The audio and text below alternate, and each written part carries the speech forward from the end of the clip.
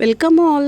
Relations lemon கொடுத்துட்டாங்கன்னு அம்மா கொடுத்துட்ருந்தாங்கங்க. இவ்வளோ லெமனை வச்சு என்ன பண்ணுறதுன்னு யோசிக்கும் போது தான் வீட்டில் ஊறுகாய் தீர்ந்து போச்சு. அதனால் சரி ஊறுகாய் போட்டுடலாம் அப்படின்னு சொல்லிட்டுங்க.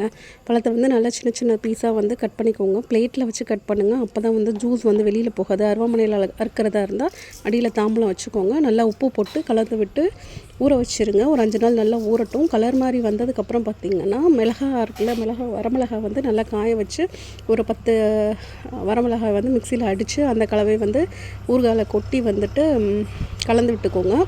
இதுக்கு வந்து உப்பு அதிகமாக இழுக்குங்க. ஸோ இன்னும் ஒரு கை வந்து உப்பு போட்டு அந்த மிளகாய் தூளை கொட்டி நல்லா வந்து இன்னும் ஒரு 5 days ஊற வச்சுக்கோங்க. 10 நாள் நல்லா ஊறிடுச்சு.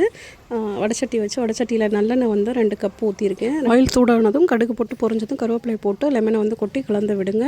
மிளகாய் வந்து திரும்ப ஒரு 10 மிளகாய் அரைச்சி வச்சு அதில் போட்டுக்கோங்க. கூடவே தேவையான அளவு உப்பு, வெந்தயம், கடுகு பவுடர், பெருங்காயம் போட்டு கலந்து விட்டு சூடு ஆறுனதும் கண்டெய்னரில் ஸ்டோர் பண்ணி வச்சுக்கோங்க. டட்டா.